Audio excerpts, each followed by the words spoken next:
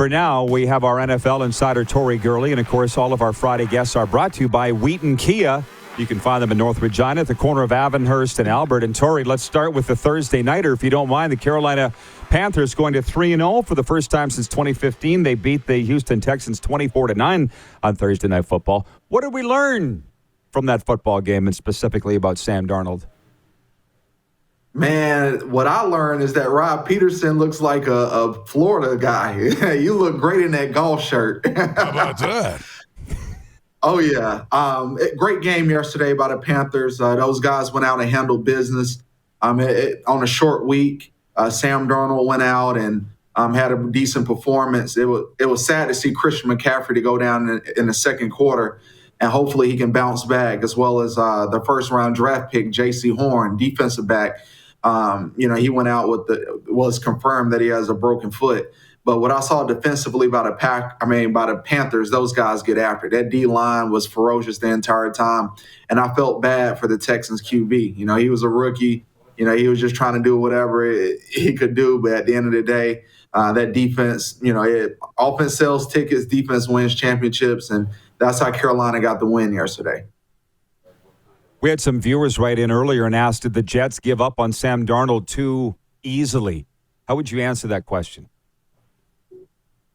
I would say yes, but they also didn't give him any weapons to work with. The cupboard was bare. So it's kind of hard to ask someone to go out and make plays if you're throwing a journeyman. Give them some guys, invest. Go get your first-round pick at receiver, or go out in free agency and bring guys to New York. But you know what? That was a great thing for him that the team was in a rebuild and they got rid of him, and it was an opportunity for him to come down to Carolina, and the people down here in Charlotte, they love him. Week 3, Tori, what's the biggest, most intriguing matchup to you? I say the two biggest games is going to be Rams and Buccaneers, as well as and the next one I would say is Dallas and Philadelphia. I think those games they're marquee matchups. Everybody wants to see Tom Brady going against the Rams. Sean McVay is a great offensive play caller. I think it's going to be a lot of points scored with Antonio Brown coming down with COVID and JPP being out. I think that's going to be huge. I lean towards the Rams in this game. I hate betting against Tom Brady, but I just feel like this is an opportunity for the Rams to show, and flex their muscle. And I think Tom Brady bounces back next week when he goes up to Foxborough and puts up, I think he tries to score 100 on Bill Belichick next week. But I think this week, I would, in my humble opinion, I think the Rams are to play in that game. Rams favored by 3 last I saw, and I would take that bet at betregal.net, our official betting partner. And obviously the Cowboys are my team. In usual Cowboys fashion, Tori, they could be 2-0. They could be 0-2. That's the enigmatic Dallas Cowboys, as you know. But listen, we just got to spend a minute on your former team, the Packers and the 49ers. If there was a third of the marquee games, would that not be one at Levi Stadium? Absolutely. Everybody's going to be tuned in because, they want to see what's going on with the Aaron Rodgers drama. He's talking, now he's not, he's walking things back. I just want him to go out there and play ball. I think defensively, they're going to be in a world of trouble. Even though the Packers used to cut the checks, when it comes to being an analyst, the way I see it, their defense is bad. They're really bad. And I think Kyle Shanahan is going to have an opportunity to expose it with the run game. I mean, the Packers struggle with teams that can just bully them. And having a defensive line that the Niners have, as well as a physical O-line, it's just a bad matchup. It goes beyond just Devontae Adams and Aaron Rodgers. Those guys up front have to handle business, and if not, it can be a one-sided game. Tons of questions coming in from our viewers, Tori. A very popular analyst you are. 2 of them are regarding Christian McCaffrey being out and Chuba Hubbard stepping in. Nelson Vo, our content coordinator, says Adam Schefter has just announced Christian McCaffrey out for a few weeks with his hamstring injury, and Tacona in Winnipeg wants to know what you think about Chuba Hubbard stepping in there. What a steal of a draft pick that's going to end up being if Chuba really does something in that role. I loved him at Oklahoma State. I was introduced to him a couple years ago, watching him play out there, and the kid is he's his own version of Christian McCaffrey. They kept it very consistent, just in case if Christian got hurt, they will have someone that can fill in the role, and he's a guy that's very dynamic. He has world class speed.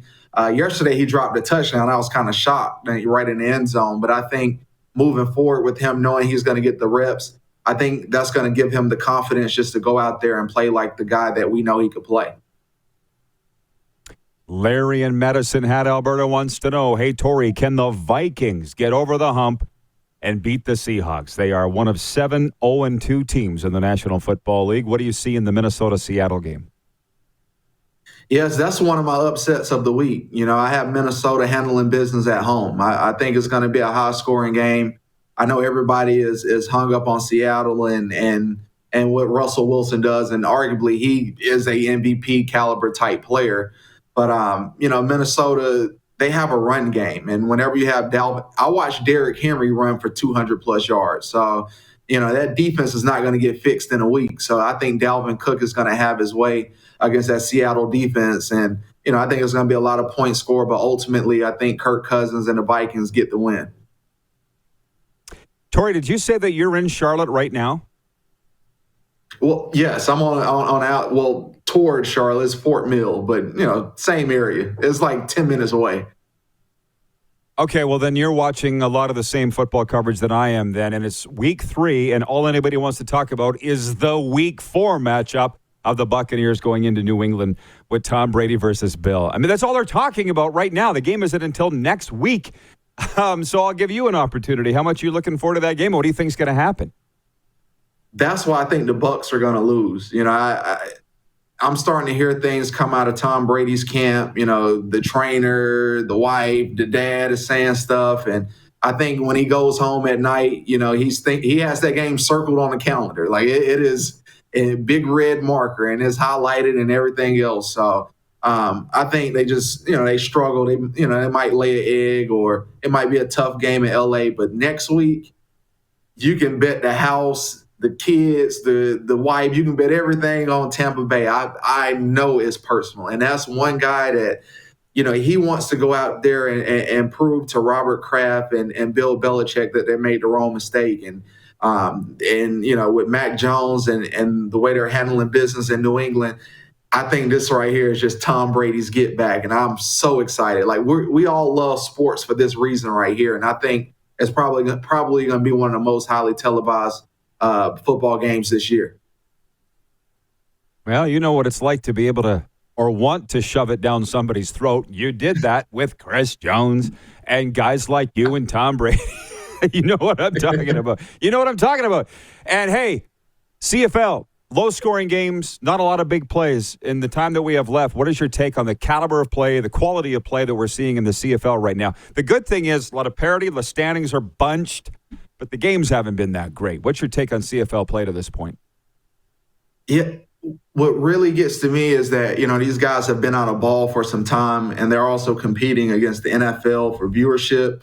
And it's tough because, we're all invested in NFL in different type of ways. If it's, fantasy, if it's betting on the games, or if it's just, you being a fan of teams at this time of the year. So, I just want those guys to continue to work hard and stay healthy and put up a good show whenever they can. And if any Canadians, if fans can get out and support the teams, please do it, because I can't imagine like going a year or two without the game and then you show up and you really don't have any support, because that's what kind of affects the performance of those guys.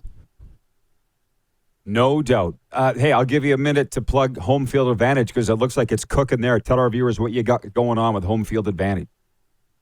Yes, sir. Busy day today and tomorrow, sending kids all over. Got kids on visits at South Carolina, Ohio State, Penn State, UNC Charlotte, and Georgia. Some kids are going down to Georgia Tech. They're playing in the Georgia Dome, the new Mercedes-Benz Dome. So it's extremely busy, and Kim is keeping me she's keeping me busy with the baby as well. So I've been running a lot of errands, and She loves this smoothie place down the street. So I literally have been running back and forth there to keep her happy and rubbing her feet. So y'all just pray for me over here, man. We got a pregnant lady in the house.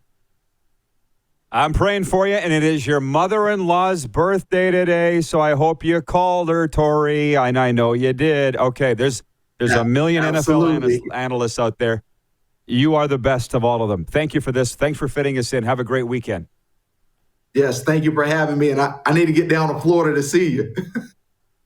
Yeah, I'll be here. Look me up. You got my number. Tori Gurley, Yes, our sir. NFL insider, checking in from Charlotte, North Carolina.